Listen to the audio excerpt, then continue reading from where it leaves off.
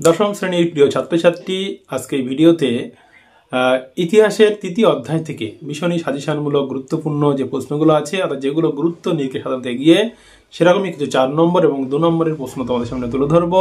তার আগে তোমাদের ছোট্ট একটি অনুরোধ, যদি চ্যানেল নতুন হয়ে থাকো তাহলে অবশ্যই চ্যানেল সাবস্ক্রাইব করো এবং এই ধরনের ভিডিও সবার আগে পেতে পাশে থাকা বেল আইকনে ক্লিক করে অল নোটিফিকেশন অন করে রাখো। এবং তোমাদেরকে জানিয়ে রাখি, আগামীতে এই চ্যানেলে ইতিহাস, বাংলা বিষয় এবং ভূগোলের থেকেও কিছু কিছু বিষয়ের উপরে সাজেশন নোটস দেওয়া হবে। অবশ্যই চ্যানেল সাবস্ক্রাইব করে আমাদের পাশে থাকো। এর আগে প্রথম এবং দ্বিতীয় অধ্যায়ের সাজেশনমূলক প্রশ্নগুলো ভিডিও আকারে চ্যানেলে দেওয়া হয়েছে, চাইলে সেগুলো তোমরা দেখতে পারো। ভিডিও ডেসক্রিপশন বক্সে তার লিঙ্ক দিয়ে দেওয়া হচ্ছে, অবশ্যই সেটা তোমরা দেখতে পারো। ইতিহাসের যে প্রশ্নগুলো আমি দিচ্ছি সেগুলো পড়লে তোমরা কিন্তু বলা যেতে পারে শুধু তোমাদের স্কুলের প্রথম ইউনিট টেস্ট পরীক্ষা নয়, তার সঙ্গে কিন্তু ফাইনাল পরীক্ষাতেও কিন্তু এগুলো ভীষণই গুরুত্বপূর্ণ। তাই অবশ্যই এই প্রশ্নগুলো তোমরা কিন্তু পড়ে যাও। তাহলে চলো দেখানো যাক আজকের সাজেশনমূলক ভীষণ গুরুত্বপূর্ণ প্রশ্নগুলি।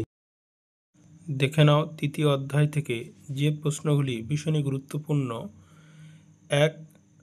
1855 খ্রিস্টাব্দে সাঁওতাল বিদ্রোহের কারণ লেখো। কারণের সঙ্গে সঙ্গে তোমরা এর বিদ্রোহের ফলাফলটাও ভালো করে দেখে রাখবে। 2, ঔপনিবেশিক সরকার কি উদ্দেশ্যে অরণ্য আইন প্রণয়ন করেছিল? এটি কিন্তু একটি ভীষণ একটি গুরুত্বপূর্ণ প্রশ্ন। 3, নীল বিদ্রোহের কারণ ও বৈশিষ্ট্য সংক্ষেপে আলোচনা করো বা পর্যালোচনা করো। এটিও কিন্তু ভীষণ একটি গুরুত্বপূর্ণ প্রশ্ন। 4, নীল বিদ্রোহে সংবাদপত্রের ভূমিকা বিশ্লেষণ করো। এটিও ভীষণ গুরুত্বপূর্ণ একটি প্রশ্ন। 5, বিদ্রোহ, অভ্যুত্থান ও বিপ্লবের ধারণাটি ব্যাখ্যা করো। এটিও কিন্তু ভীষণ গুরুত্বপূর্ণ প্রশ্ন। 6, বারাসাত বিদ্রোহের প্রকৃতি বিশ্লেষণ করো। এই প্রথম যে 6টি প্রশ্ন, সেই 6টি প্রশ্নই কিন্তু গুরুত্ব নিরিখে সব থেকে বেশি এগিয়ে এবং এগুলো তোমাকে কিন্তু অবশ্যই রেডি করতে হবে। এছাড়া কোল বিদ্রোহের কারণ ও ফলাফল আলোচনা করো। চুয়াড় বিদ্রোহের কারণ, তার সাথে ফলাফল সংক্ষেপে আলোচনা করো। এবং সেই সঙ্গে এই অধ্যায় থেকে ফরাজি আন্দোলন যে টপিকটি আছে সেটা তোমাকে দেখে রাখতে হবে।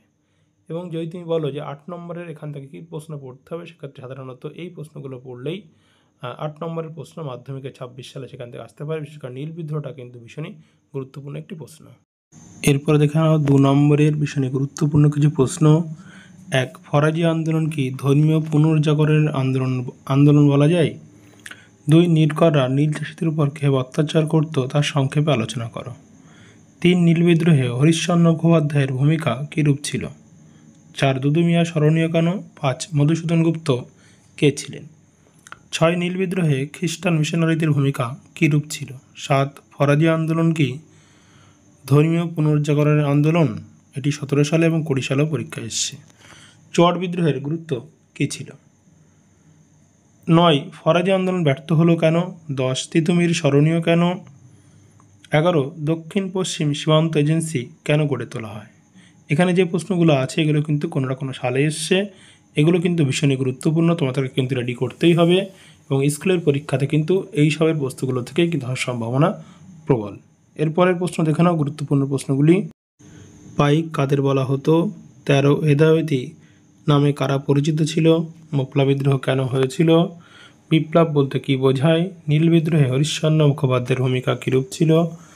17, দামিনী কহ কি? খুদকাঠি প্রথা কি? 19, নীল বিদ্রোহে সংবাদপত্রের ভূমিকা বিশ্লেষণ করো। 20, তিন কাঠিয়া প্রথা কি? এর সাথে প্রতিটি বিদ্রোহের কারণ ও গুরুত্ব ভালো করে পড়ে রাখবে। আশা করা যায় এই প্রশ্নগুলো তোমরা যদি পড়ো তাহলে তোমাদের স্কুলের যে প্রথম ইউনিট টেস্ট পরীক্ষা এবং সেই সঙ্গে 2026 সালে যে ফাইনাল পরীক্ষা এবং তোমাদের স্কুলের টেস্ট পরীক্ষা, সেখানেও কিন্তু এখান থেকে আশা করা যায় প্রশ্ন কমন আসবে। তাই এই প্রশ্নগুলো ভীষণ ভালোভাবে রেডি করো। এই ধরনের ভিডিও পেতে চ্যানেলটি অবশ্যই সাবস্ক্রাইব করো এবং ভিডিওটি ভালো লাগে তো অবশ্যই লাইক ও কমেন্ট করে আমাদের সঙ্গে থাকো।